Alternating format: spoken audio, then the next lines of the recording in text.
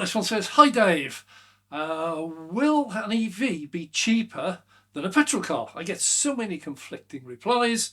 What's your take on this? Okay, I get lots and lots of comments about this, and it really is a bit more complicated than many people think. It can be a very misleading question, but it's a massive subject. So let's take an example. I need to start off by knowing how many miles per gallon and how much it costs to drive a mile in a petrol car. So I'm going to jump into my wife's car and I'm going to drive down to the nearest motorway services, and they have petrol at £1.80 a litre. So whoa, I know, you're going to shout, well, that's cheating. £1.80 a litre. It's only £1.45 down at the supermarket. And this is the first problem we have, is what price do we take? I could genuinely go to the motorway services and fill up the wife's car at £1.80 a litre, and it's actually true. However, nobody does unless it's an emergency. So what we have to do is we have to try and find out what the average is. It's no good me picking the dearest I can find. It's also no good me picking the cheapest I can find, because that might be 80 miles away and I can't even reach it. So what we have to do is start looking at some averages, and we're looking at the vast majority of people now, not individual people. And what that means is some of you will look at these figures and they will say, I get much more, much less than that. It costs me much more, much less than that. I can't do every individual person. So the first thing we have to find out is, with a petrol car, to find out how much it costs to run a petrol car, we have to take some averages. So I've been on a number of sites. I don't make this up and I don't use fictitious figures. I've been on a fleet news site. I've been on several leasing company sites. Now, when the companies lease cars to people, you have to state how many miles you're going to do and so on. And they get the cars back and they can monitor all of the mileage. So they know what they're talking about. And looking at one of the car magazines as well, they said they tested all the cars. This is actually tested, and the best one that they could find was one that did 60.1 miles per gallon. That was the best. So if anyone's telling you they're getting 75, 80, 90 miles per gallon, rubbish. This is the car magazine doing proper tests. They can't beat 60.1. The worst one, they said, was an Audi S8 that did 21.7 miles per gallon, and there was an Alfa Romeo of some sort that did 23.5. So when I look at all of the websites, all of the people who say they know what they're doing, Honest John and all the Auto Trader and everything like that, what they come up with is the average petrol car does 36 miles to the gallon. That's average. Now, you probably get more or less, I don't know, but 36 is the figure that is the national average from a variety of sources. So that's the one I'm going to use. If you can get more than 36, your cost will be lower. If you can get less than that, your cost will be higher. So looking around, we have to look at the average price of fuel. I can't use the £1.80 litre, that would be grossly unfair, and nor can I use, I had a search earlier on, the cheapest I can find in the UK is Costco in Leicester. It's £1.42 at the moment. But I can't get to Leicester, it's 100 miles away. So what I've done is I've used reliable sources, mainly the RAC, and that one tells me that the average cost per litre of fuel is £1.50. Now, my local Asda, I've just been up there, is £1.45. So I can get it slightly cheaper, but I can't use my Asda because someone else might not be able to get it and they have to pay £1.50. So we're using national average. So at this point, what we have is we have £1.50 a litre, and that works out at about £6.80 per gallon. I'm old-fashioned, I work in gallons. And if you do 36 miles to the gallon, you divide £6.80 by 36. It's a really simple equation. Doesn't matter what car you've got, this is just an average. If you do 36 to the gallon, you are buying fuel at £1.50 a litre. It's going to cost you, that gives us a figure of 18.75 pence per mile. Going to round that up to 19 pence a mile. Now, yes, you can get it cheaper. So what I've done is I've actually redone the calculation using Costco in Leicester. I can't get this too far, but if I do that, it comes out at 18 pence per litre, per 18 pence per mile. So it's not going to change it by a huge number of pence per mile. If you've got cheaper fuel, you might knock a penny or two off that price. If you have to buy dearer fuel, it might be a penny or two more. And that's going to be our starting point. So we're aiming for 19 pence per mile driven in a petrol car that's an average car that does 36 miles per gallon. Okay, so far. Now we have to look at what EV charging is, and this is where it starts getting difficult.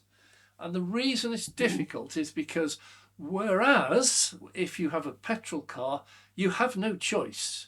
You have to drive down to your nearest garage, and whatever they charge you is what you pay.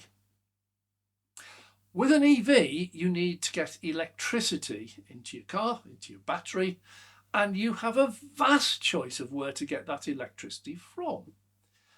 There are public chargers out there, and they range from ultra rapid, through fast, and there are also, I can plug into my kitchen through the kitchen window into a socket. I've got a car charger at home. We have a variety of sources, and this makes it really difficult. So once again, we have to look at averages. And when I go on the site, go on the government site, but the main one I use for this is ZapMap, and they have done this for me, and they have said the average ultra rapid charger in the UK today is 80 pence. Now, I think that's appalling. I charge a lot cheaper than that. I'll show you my figures in a minute. But this is the UK average. ZapMap, which is the one that provides figures for the government to produce policy on, they say it's 80p. I'm going to go with 80p. Now, when it comes down to fast chargers, it's a bit of an oxymoron. Fast chargers are actually the slow ones.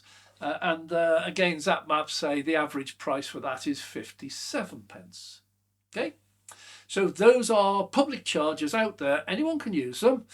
They range from average of 80p for rapids and ultra rapids and 57p for fast chargers. Now, what we have to look at now is how many miles we get per kilowatt hour. Instead of miles per gallon, we do miles per kilowatt hour. Now, there are some cars that are down about 2.5 miles per kilowatt hour. Most of them are above 3. Newer ones coming out now well over 4, and some of the new ones are heading up to 5. But again, taking all the averages, we get a figure of 4 miles per kilowatt hour. This is accepted by the UK government and everybody else who deals with this. So what we have at this stage is I can buy, for example, at an ultra rapid charger, 1 kilowatt hour of electricity. It will cost me 80p. I can do 4 miles on that 1 kilowatt hour that I've just bought. So each mile will cost me 20p. So there's your first result. If I have a petrol car doing the average mileage of 36 miles per gallon, £1.50 a litre, it'll cost 19 pence per mile driven. If I have an EV that does 4 miles per kilowatt hour and I charge it 80p, UK average, it will cost me 20p. So you can see on that basis, there's very little difference. 19p for a petrol car, 20p for a EV. So on the face of it, the EV doesn't look very attractive. However, what you have to look at now is that 80 pence is not a figure I pay. That 80 pence per kilowatt hour average, and the one that all of the EV critics quote is always 79 or 85p, somewhere around there. That is the one we use the least. That to us is like going to a motorway service station and filling up with fuel. We don't do it. Now, there are some people who do it. If you go to these expensive chargers, you'll see them. A lot of those are company car drivers. And they have a petrol car, an electric card in this case, and they don't care how much it costs. They'll just plug in, use the card, drive off, and it's the company that has to worry about how much they've paid. So with an EV, we now have a choice. Unlike going to a garage where at the moment the price per litre varies between about 140 and 180. It's not a huge spread. With an EV, that spread is absolutely massive. It goes from 85 pence, that's the dearest I've found locally, and it goes right the way down to totally free. And I'm not joking, you can get electricity totally free. Come back to that in a second. However, what we have to look at now is the average motorist. Now, very recently, and I'll put a link down below, I did an interview with Tom. He lives not very far from here, just bought his first EV. Before that, he had a BMW. That one he was getting about 30, 35 to the gallon, so fits in with what we're quoting here. And he's a classic driver. He's a commuter. He commutes and he drives about 10 or 15 miles every day. That's it. He occasionally, they'll go out at the weekend. Occasionally, a few weekends, they might go up to the lakes, which is 60, 70 miles up the road. It's an hour away. And then once a year, they go away for a family holiday and they drive from Preston to North Devon. And going that far, he can't get there on a full charge. So he has to charge on the way. So for Tom, and he is a classic driver, a classic example of a typical driver, he charges all the time at home, apart from 1 week or fortnight of the year. And on that fortnight, he will drive down to Devon. He won't be able to get there. So sometime before he gets to his destination, he will stop. He will have to charge. And out on the road, he could be paying 80 pence a kilowatt hour. He'll then drive off to his eventual destination. He'll have the holiday there. He'll come back. He'll probably have to top up on the way back. And then when he gets home, battery will be pretty low. He'll just plug it in at home. And here is the difference, because at home, he has the same electricity utility tariff that I have, which is Octopus EVgo. And that one, when you charge your car at home overnight, we pay 7.5 pence per kilowatt hour. Not 70 or 80, 7.5. There are some cheaper. OVO's cheaper, British Gas I think is cheaper, but 7 or 8 pence a mile is fairly average for an off-peak rate. So what you've got to think about now, if he never went away on holiday, his mileage, he's paying 7.5 pence, he gets 4 miles out of it, it's 2p a mile. So at this point, if you can charge at home, he can drive for 2p a mile. Your petrol guy hasn't got that option. He or she has to go down to the petrol station and they have to pay whatever they're charging, and that will be typically 18 or 19 pence. So if you can charge at home, and if you go for one of these low-cost tariffs overnight, you'll drive around for 2p, which is, round figures, 10% of the price. It's 90% cheaper. It's an absolute no-brainer. So your first question when you ask me how much does it cost to charge an EV and drive, the answer is, can you charge at home? If you can or you can't, you get different answers. If you can charge at home but you don't use one of these overnight tariffs, a lot of people don't. They say, look, I couldn't be bothered switching, I'll just use the standard tariff. Standard variable tariff today is 27 pence per kilowatt hour. So if he just was plugged in at home but he used the standard tariff, 27 pence, that's 7p a mile. 4 miles per kilowatt hour, 7p. So if he just plugged in at home with no tariff switch or no home charger or anything, just literally 3-pin plug, it would cost him 7 pence for every mile he drives. If he can't charge at home and chooses to pay 80 pence, which is the motorway service equivalent of a petrol station, he'll be paying 20 pence a mile. So it's quite a variable thing, this charging an electric car. It's not a simple answer, drive down to the garage, whatever the price is, that's what you pay. You have a huge variety of choices. And in the ones I've quoted so far, I pay at home 7.5p.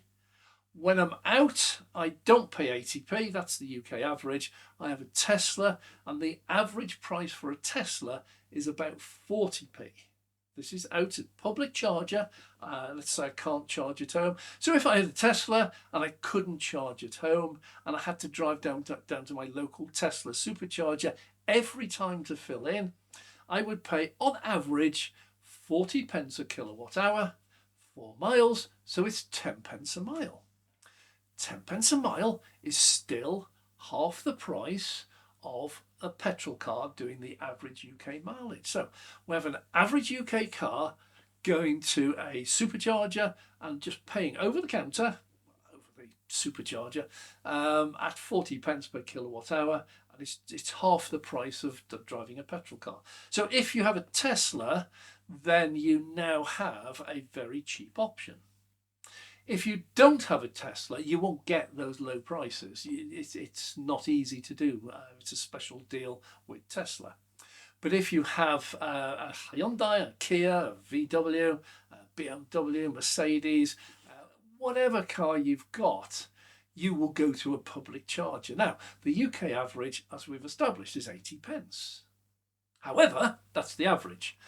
Everyone will, within a few mile radius, will have a cheaper option.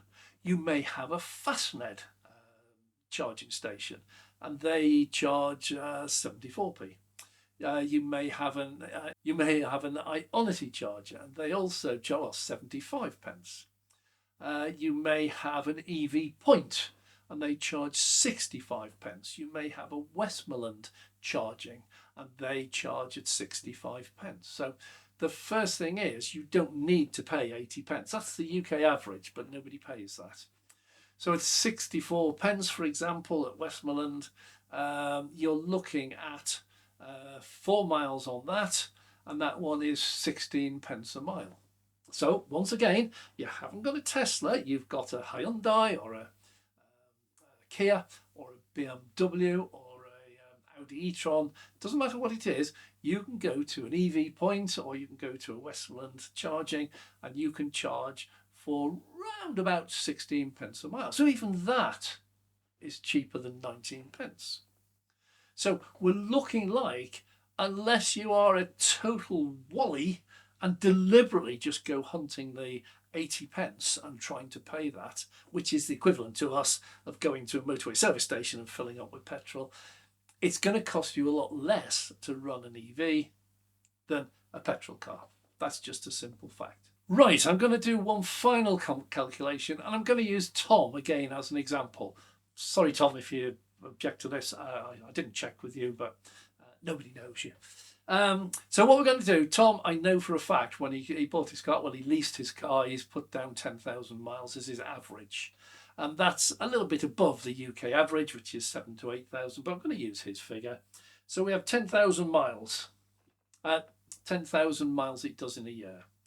Now, if I divide that by 4, because he gets 4 miles per kilowatt hour, that means Tom will buy 2,500 kilowatt hours of electricity throughout the year.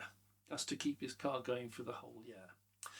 Now, if Tom didn't go away over the summer in his car, let's say he jumps in a plane and flies off to Spain instead, he would charge the whole year at the 7.5p. So he buys 2,500 kilowatt hours, and we multiply that by 0.075, and that means his total energy bill for the whole year, electricity bill for charging his car, is £187.50. We're going to divide that by 12, and that means it's, in round figures, £16 a month. That's what he pays to charge his car all year round. Now, let's do exactly the same sum for a petrol car. So he does 10,000 miles. He does it 36 miles per gallon. So he's going to buy 277 gallons. I say he, I mean he or she, they. 277. And we have established that 1 gallon is £6.75. So if we multiply that by 6.75, we get a figure of 1,875. And that's quite amazing, isn't it? That it is exactly 10 times the price. 10 times the price. And we divide that by 12 and we get £156 a month. So Tom is paying £16 a month. the petrol driver is paying £160 a month, 10 times the price. So to answer your original question, is it cheaper in an EV? It's way cheaper if you can charge at home and if you never charge outside. But what we're going to do now, we're going to do what Tom does, which is a mixture. So for Tom, he will drive down to Devon. It's about 300 miles. He'll do a bit of driving around and he'll drive back. So let's say it's 800 miles. So what Tom will do is 800 miles. We have to divide that by 4, which is how many kilowatt hours he needs to charge away from home. And then we're going to charge that out at 80 pence. He goes and finds the dearest chargers he can find. So times 0.8. And Tom will spend £160 on that holiday in charging his car, which is crazy because he only pays £160 a year if he charged it at home. But this is a holiday. So Tom now has spent £160. I have to write these down because I'm never going to remember them otherwise. So Tom has spent £160 on his holiday. He's done 800 miles. So out of his 10,000 allowance, we're going to minus 800 miles. So he's got 9,200 miles left. Divide that by 4. So at home, he's going to use 2,300 kilowatt hours at the home rate. And that, as we know, is 7.5p. So that's £172.50. Now, this is something in accounting called cost averaging. Okay. While Tom was on holiday, he was going to the dearest chargers he could find, and he was paying 80 pence a kilowatt hour. And all you petrol guys out there will be falling about laughing, saying that's ridiculous. But for the whole of the rest of the year, apart from that 2 weeks, Tom's only paying 2 pence a mile. He's paying 7.5p per kilowatt hour. So what we have now, if we take his holiday fuel bill and his home fuel bill for the year, plus 160, Tom actually spends now £332.50 for the whole year. That includes charging at home and charging while he's on holiday. And if we divide that by 10,000, we get a price of 3.5 pence a mile. Okay, now this is really interesting, you see, because Tom charges at home and he only pays 2p a mile. If he only ever charged at home, 2p a mile. If he goes away and buys electricity at 80 pence for the holiday and comes home again, he will only put that up to 3.5 pence a mile. And 3.5 pence a mile, for anyone who can work it out, is about at least a fifth, about 20% of what a petrol driver pays.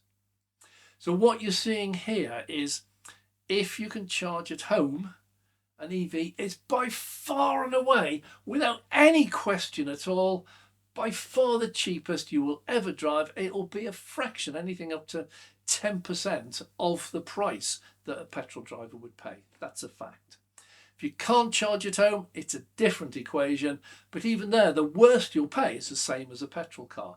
But if you do that, it's the equivalent of going to the motorway service station and filling up every time. And that would be a stupid thing to do. So what we're finding is, even if you can't charge at home, let's say you went to, you had a Tesla and you're able to charge at 40 pence per kilowatt hour, that's 10p a mile, that's half the price of petrol. So what we have is a situation where even if you can't charge at home, if you were to have a Tesla, you could charge for half the price of a petrol car. If you didn't have a Tesla, you'd be able to charge for something like about 14, 15 pence per mile, which is still less than the 18 or 19 pence for a petrol car. Not as attractive, but it's still cheaper. But of course, there's one thing also that we have that petrol cars don't have, and that is there are charging memberships. So if you charge at a place regularly, you can pay a one-off fee, somewhere between £5 and £10, and that will give you about an extra 25 or 30 pence discount. So if you use one of those, the 80p would come down to about 50p, 55p, something in that region. Fastned, which is relatively cheap to start with, 69 pence is Fastned.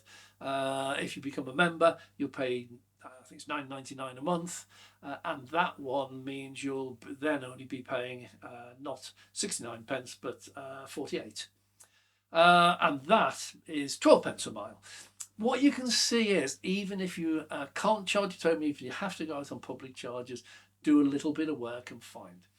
Now, what you'll say is, a lot of people say, oh, this is way too complicated. I can't do with all this. It's just not worth it. I'm not going to bother. And that's absolutely fine. Don't bother. But what you've got to realise is this is a once-only calculation. Remember back when you had a petrol car? You had a petrol car, and if you moved into a new area or bought a new car, what you'd do is you'd have a look around while you're travelling the area, the locale anyhow, and you'd look for the cheapest petrol. And the petrol might be Tesco.